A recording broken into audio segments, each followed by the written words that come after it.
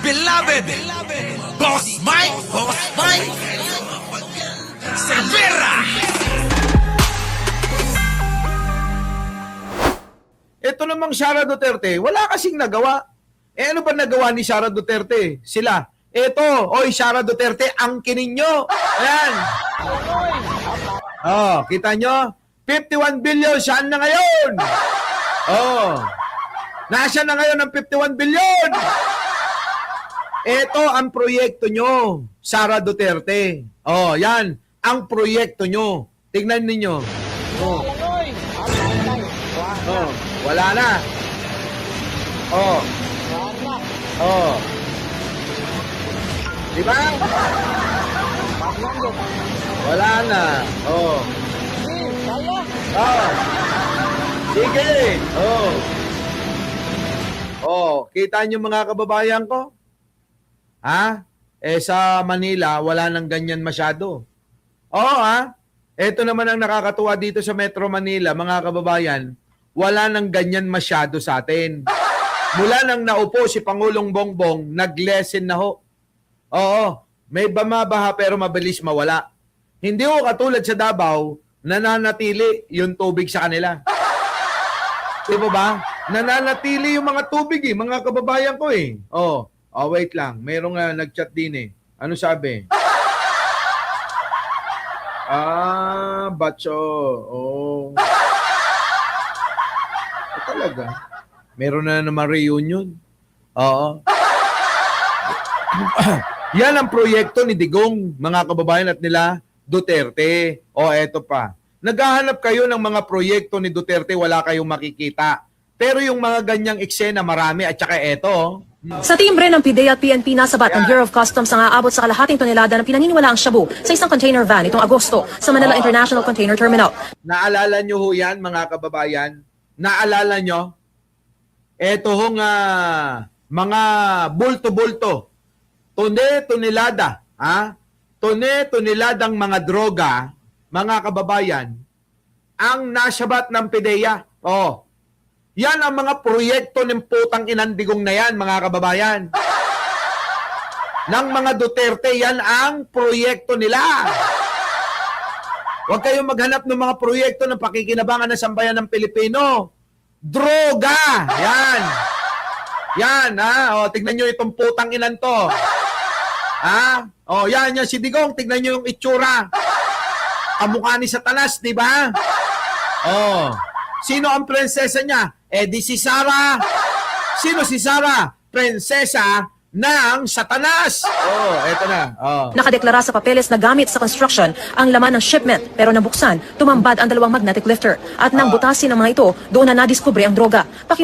So ngayon, mga kababayan, etong mga magnetic lifter na to, hiwa-hiwalay ho ng bodegang pinagdalhan. Ngayon, etong ilang magnetic lifter na kasama nung iba. Nakuha nyo, kasama nung iba. Yan po ay nakuhanan ng maraming droga, shabu. Ngayon, mga kababayan ko, ang nangyari, noong pong binaybay, sinundan kung saan dinala yung ibang magnetic lifter, wala nang laman. At ang ginawa ni Digong, siya mismo ang umabsuelto. Walang laman yan na droga. Ako nang nagsasabi. Guni-guni lang nila yan. Guni-guni lang ng PIDEA na may laman droga. Putang ina mo, Digong. Nakita nga na may droga yung mga kasama niyan. Tapos yung mga kasama, wala? Tuloy. Project na Digong. Pakinggan ninyo. Wari ng PIDEA may kasamang shipment pang mga ito. At ilang araw ang nakalipas, natunto nila sa isang warehouse sa GMA Cavite ang 4 na iba pang kalintulad na magnetic lifter. Ang kinaibahan nga lang, wala nang laman ang mga ito. Tansya ng PIDEA nasa 1 toneladang high-grade shabu ang isinilid na posible raw na nailipat na sa mga bag. Pero ang tinatayang 6.4 billion pesos na halaga ng shabu, spekulasyon lang daw, sabi ni Pangulong Duterte. They opened it, there was none.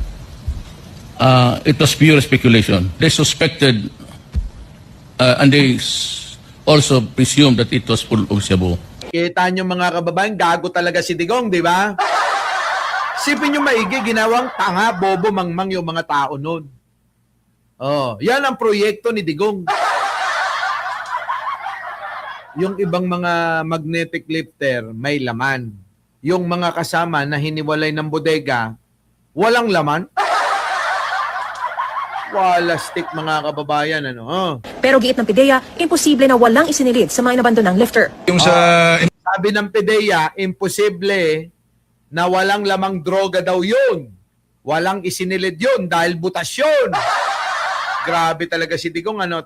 Oo! Matindi si Digong. Biruin nyo, siya yung nang aabsuelto. Tapos sasabihin ng mga dides, walang kinalaman niya si Digong, galik sa droga yan. Mga tanga. Ginawa lang kayong uto-uto, ginawa kayong mangmang. Oh, iba yung sinasabi niya sa totoong ginagawa. Nino? Ni Digong. Iba yung magkaiba, di ba, Ermac? Oh, nabibwisit ako rito eh. may CP rin, ang nag-process din yun yung K9 dogs namin eh. And then after ng K9 dogs, ng buksan, tinira ng K-Mist, positive for sa buyon. Yun yung sa custom. Dito po sa GMA Cavite, ang nag-process din yung K9 dogs. Umupo rin din po yung K9 dogs na it's an indication ng smell ng dangerous drugs. PIDEA Siyempre, kahit nawala na daw ho yung mga droga doon sa magnetic lifter, kapag ka nandyan yung K9, yung mga umaamoy, kung may drogang laman, abay inuupaan pa rin yung mga magnetic lifter, mga kababayan eh. Umuupo pa rin yung aso eh. Nakamukha ng mga bulldog manyakis vlogger, ano? Oh. Director General Aaron Aquino pinanindigang may nakalusot na bilyong-bilyong pisong shabu na itinago sa mga magnetic lifters at nakalusot sa pantalan. Inupuan daw ang mga ito ng kanilang K9 unit. Ibig sabihin, nakaamoy ng trace ng shabu sa loob. Hindi raw pwedeng magkamali ang kanilang K9 unit. K9 can detect scents 10,000 times as a human being. They can detect even mixtures of chemicals. Pag halu-haluin yan. Haluin mo Dapat si Digong ang pinasipsip nyo ng pinaamoy nyo. Ang laki ng ilong ni Digong eh, no? Gano'n si Digong, oh.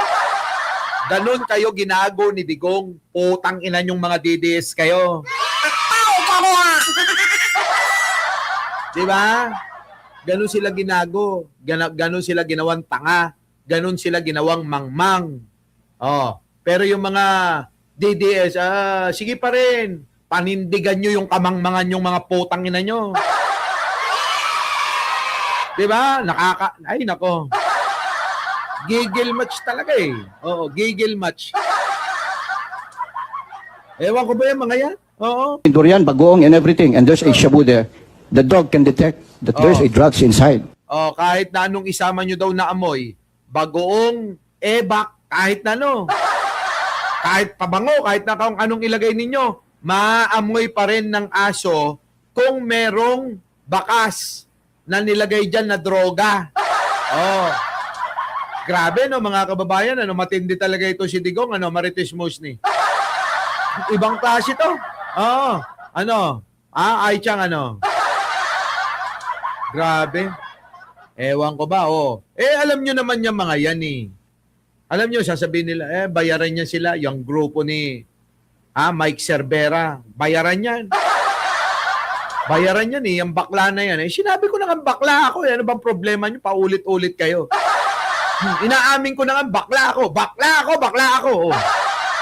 Sabihin pala, bakla na yun. Oo nga, bakla nga ako. May problema ba doon kung bakla ako? Kaysa naman doon sa baklang hindi umaamin. Yun naman pala, sumusubo ng batuta dyan sa Cubao. Di ba, Banat Bay? Mahirap naman yun. Di ba? Mahirap yung bakla ka, tapos ayaw mong aminin yung totoo. Ako, Jojo Chavez, ayan ako, minado ako, bakla ako!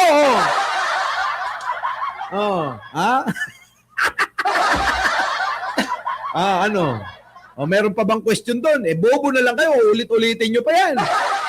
Bakla, syokla. Ano ngayon? May problema ba doon? Sabi ko nga sa inyo kung lalaki kayo, magpakalalaki kayo, pumunta kayo sa akin. Isusubo ko yung mga burat nyo.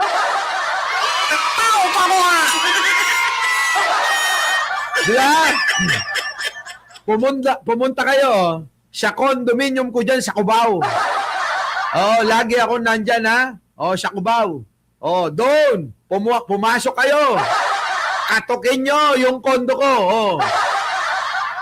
Magbubuksan kayo doon, ha? Oh, labas nyo agad yung burat nyo. Ewan ko lang.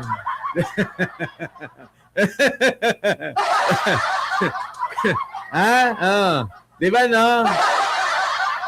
Ay, nako. Wala. Oo, wala. Inggitano! Inggitero naman talaga si Banat ba eh. Paano hindi maiinggit yan? Inggitano! Biruin mo, pinagpapantasyahan niya pala yung kanyang mga dancer. Tapos, ito tutorial to, Banat ba yun? Walang yaka, tinitira mo si Takero. Sabi, eto sabi nung, nung naging shota ni Takero, na dancer mo, yung isa doon. Abay, pinagpapantasyahan mo pala yung 3 binarurot ni Takero. Kaya galit na galit ka kay Takero.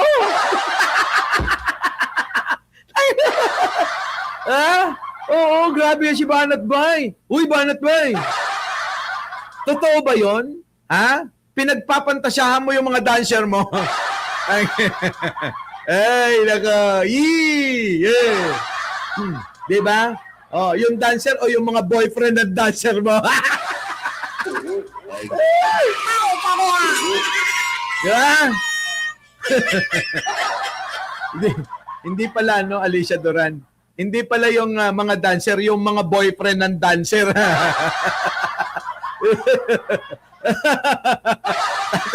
Gag.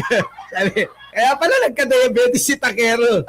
Dahil tumatlo. Ay, malupit yun eh. Malupit yun. Biruin mo yung 3, pinag-aagawan si Takero. Yung nga daw, sabi ni Takero. Alam mo nga, yung isa nga dyan eh. Oo. Pumupunta ng kondo ko nang walang paalam eh. Nagugulat na lang ako, kumakatok. Ay nako, ano pa magagawa ko doon? Di binembang daw ng binembang ni Takero. Para para sulit na sulit. Inggitano! Nakakainggit naman talaga si Takero. Wala, Banat ba? Hindi ka obra kay Takero. Oo. Sabi, hindi nga namin alam kung sino pinagnanasahan kami o yung boyfriend namin.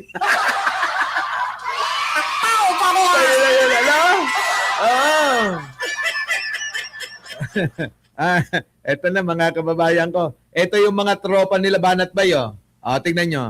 Pasok!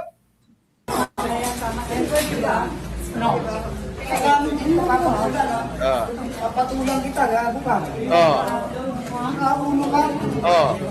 Papatulang kita. Alatato ka eh. Tikano. Ako nagpunta ako dito, libre. Para sa bayan ng mamaya. Hindi ako nagpunta rito para sa pera. Kita nyo? Nagka-onsehan na sila mga kababayan sa kakiting na halaga. Opo, Ang onsehan mga kababayan ay may resibo na. Inonse mga kababayan, inonse, inonse ng kapwa DDS, yung kapwa niya DDS mga kababayan. Grabe sila, no? Tapos ibibintang sa mga BBM vlogger. Yung mga BBM vlogger, ganito, ganyan. Mga bayaran, tanga kayo? Tatangan nyo talaga? Milyon-milyon ang kinikita nila Takero sa sa social media nila. 'Di ba? Sabi ni Ballpoint Man, buti nga si Take may asawa. Nga naman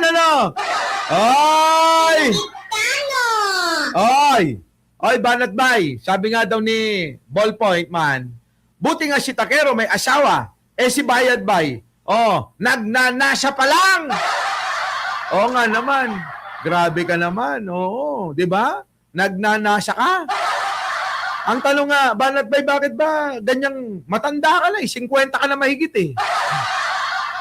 'Di ba? Mga 50 na mahigit yan si Banat Bay. 'Di ba? Ilan taon ka na ba? 55, 56, 57. Di ba? Di ba? Ngayon ganyang edad mo, hindi ka man lang nag-asawang hayop ka? Ano yan? Di ba dapat pagdudahan ka? O, siyang kayo nakakita ng lalaki, mga kababayan. Lalaki na ganyang edad, umabot na, naging matandang binata na, hindi pa rin nag-aasawa. Aba, nakakapagtaka yan dahil karamihan ng mga ganyan, nagtatago sa likuran ng katawang lalaki pero ang puso talaga ay babae. Oh, eh baka naman sabi ni Arnold Lopez dito, hinaantay mo ko. Pila. Wag ka nang maghangad kung ako ang inaantay mo. Pila. Sa totoo lang, pila-pila, pila-pila. 'Di ba? Oh. Mga kababayan, saan naman kayo nakakita? Ganong edad, 50 na mahigit? 56, 57. Wala pang asawa, walang jowa? Ano yun? Minsan parang gusto kong maniwala sa sinasabi ni Nino na nagkakasabay pala daw kayo sa gay bar. Si Nino may sabi nun sabi niya, Boss Mike, sabay nga, nagkakasabay kami ni Nino Oh. 'Di ba? Oh. Kung ihahalin tulad ka naman kay Takero, pila-pila babae nun. Oh, wag na sa akin kasi sa akin nako. Oh, lalo kang mapapahiya. Kay Takero pa lang, doon ka na lang kay Takero, hindi ka na aabot Sa akin pa kaya?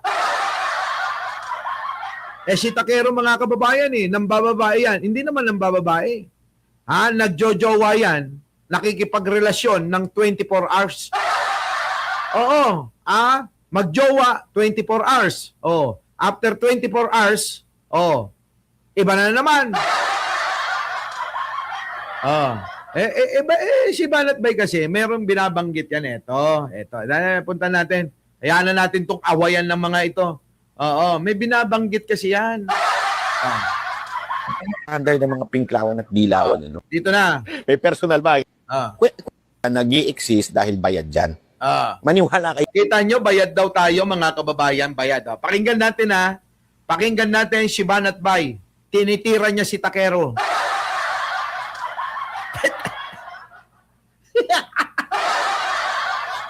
Eto!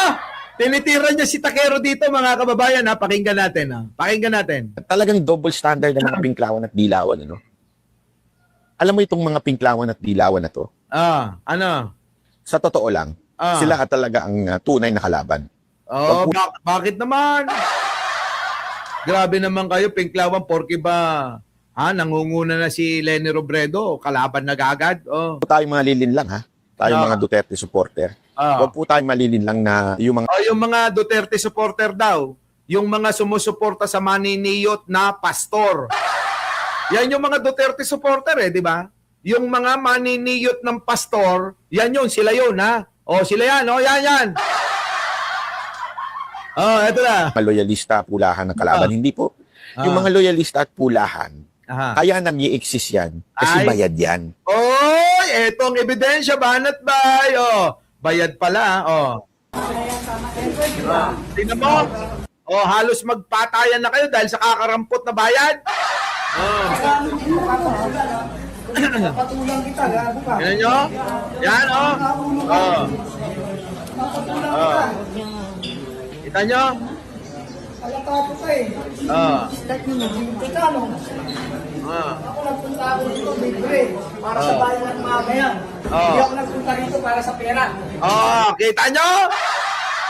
Pera talaga pinunta nila Kuya, wag na kayo mag-video, kuya. Nag-aaway na nga Nandyan na si Makmak Pablo. Ay, kuya, ikaw, kuya. Kita nyo mga kababayan, dito na tayo ngayon. Pasok. For the record, yung mga vlogger na loyalista, lahat po yan nag-i-exist dahil bayad yan. Maniwala kayo sa akin, bayad yan. Parang sabi ni Kent kayo yung bayad kaya siya umalis. Sabi ni Kent, sabi niya, Boss Mike, ayoko doon kay Banat Bay. Kasi doon, bayad doon nawawala yung pagiging makabayan. Nakatanggap ka ba ng bayad doon? Opo, nakatanggap ako ng maraming beses. Kaya lang, dinala talaga ako ng konsensya. Ayoko na ron, sabing ganun. Oh. Alam ni Ken, sila yung magkakasama nila Ken Garcia eh. O ngayon, paano mo tatanggi yun? Eh yung mismong kasama mo nagsasabi na bayad kayo. Tanong nyo kay Makmak Pablo kung bayad kami. Para sa bayan. Nagtsatsaga kami. O, di ba? Kami ang totoo. Abunado pa nga kami. Yan ang sinasabi ko sa inyo mga kababayan ko. Huwag kayong magpapaligaw sa mga salita-salita lang. Kung meron man bayad sila kasi may mga nagpapatotoo. Ngayon, kung sasabihin na bayaran niyang grupo nila Mike Cervera nila Takero, abay magpakita kayo ng resibo. Dahil kami, meron na magpapatotoo. Ayan, yung mga galing sa tropa ninyo. Yan, sila Ken Garcia, ano sabi? Sila Banat Bay tumatanggap ng malaking bayad. Ha? Di si Ken Garcia. Kanino ba kayo tumatanggap ng pera? Kay Kibuloy? Di ba?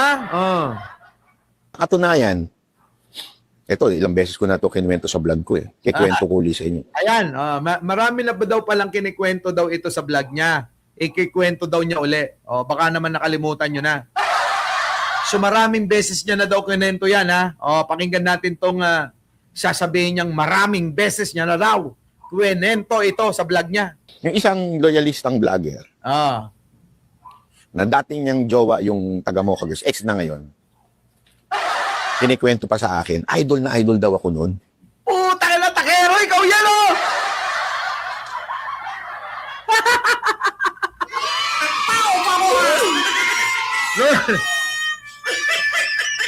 Takero, binabanatan ka na oh.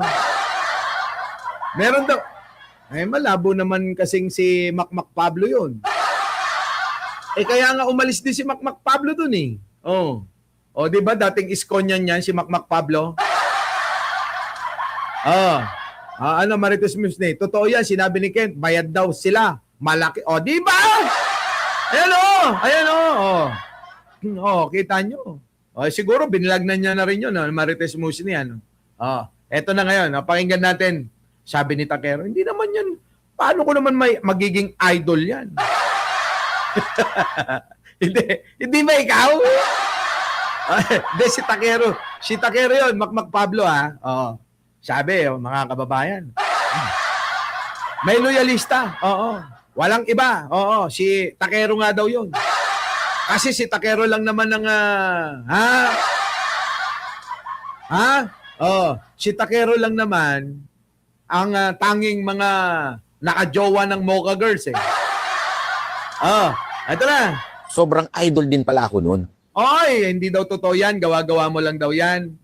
Hindi ka raw idol ni Takero kahit kailan. Bobo ka raw eh. Kasi kung naging idol ka daw, dapat sumama siya sa inyo. Kaso hindi daw. Nung nakita daw na bobo kayo, bobo daw talaga kayo. Sabi ni Takero, bobo, paano naman sasabing idol yan? Kung idol ko yun, di dapat nandoon ako sa grupo nila. Dinadagdagan ng isang gwapo, sabi ni Takero. Mga windang na mga yan, lalo si Kibuloy idol daw ni Takero. Sabi ni Takero, hindi. Sabi niya, hindi Insan. Paano magiging idol yan di sana doon ako nakakampi sa kanila kung idol ko siya. Gawa-gawa niya lang yan, may masabi lang. Mukhang galit na galit sa akin, sabi niya gano'n. Mukhang matindi na may make choose na. Ang sinasabi lang naman daw ni Takero, bakit kinukonsinte yung maniniyot na vlogger na kasama nila? At bakit kumakampi sa isang rapist na pastor? Yun ang dapat sagutin Pero sabi ni Takero, pinipersonal ako na ito Oo nga naman, bakit mo pinipersonal? Talagang pinanunood niya lahat ng video ko at ginagaya niya ako. Kwento mo ito ng jowa niya. Ginagaya mo pala Takero ginagaya mo pala si Banat. Nako, Kasi mag-live-in sila dati. Ala ka, Takero, nag-live-in ka pala sa Mocha Girl.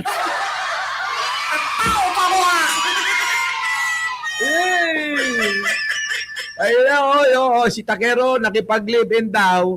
Siya, dati niyang dancer. Takero Miyamoto, nakipag-live-in sa dati niyang dancer daw ni Banat Bay. Kala mo naman, hindi ba pwedeng mapagbigay lang si Takero? So, kinikwento.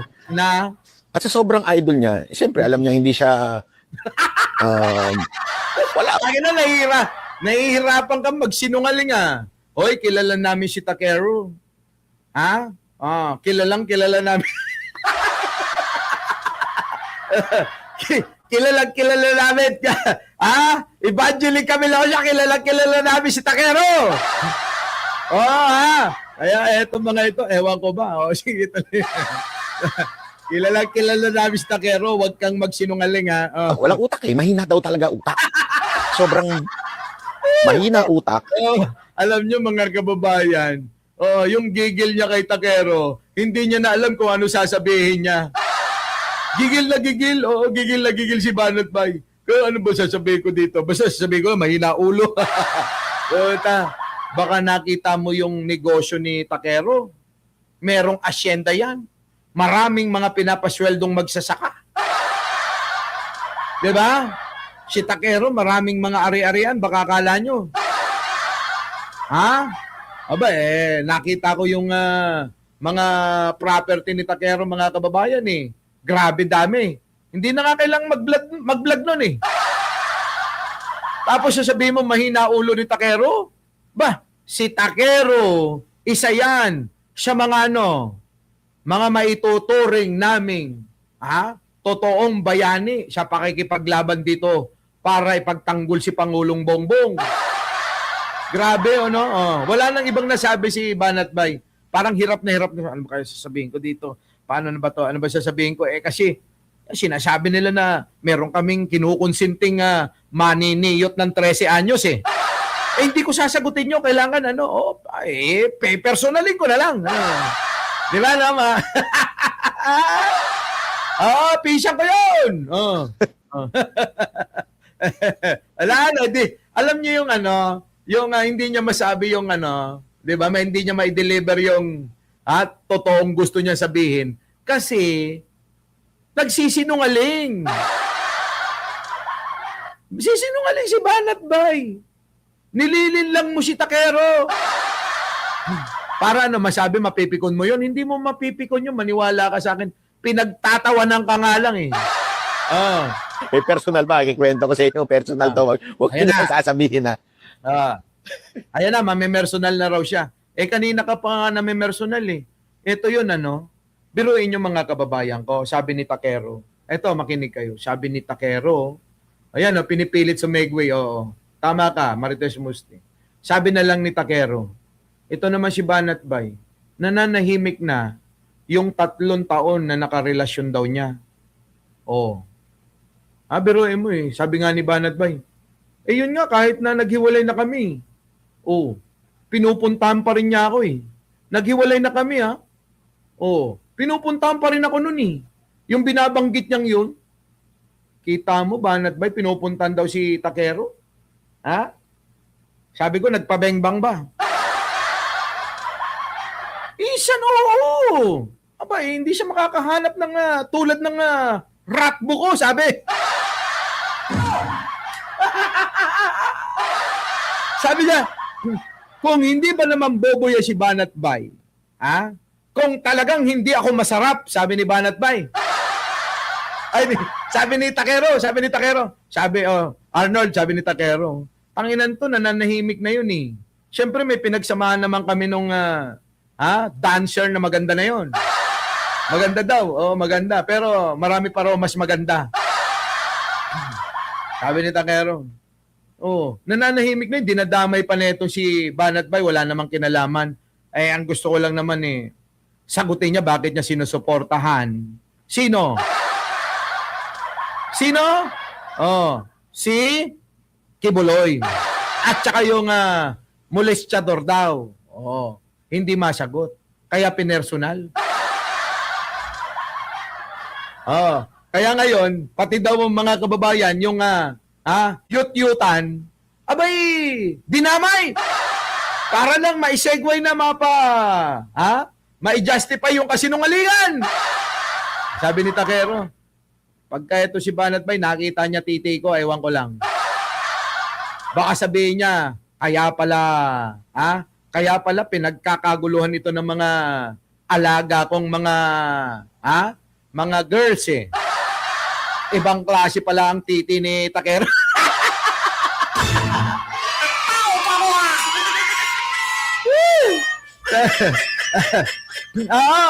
Ay biruin ninyo eh. Sabi ni Takero, isang tignan mo, pinakita yung edits ni Takero. Puta, ngayon lang ako nakakita ng kulay pink na edits eh. Grabing edits ni Takero, kulay pink. Sige, Banat Bay. Itanong mo raw yan kung totoo yung sinasabi mo. Itanong mo raw doon. Baka mamaya eh. Sabi ni Takero, baka gusto niya. Tawagan ko yun. Isang tawag ko lang yun. Pumunta na. Sige nga, paano yun?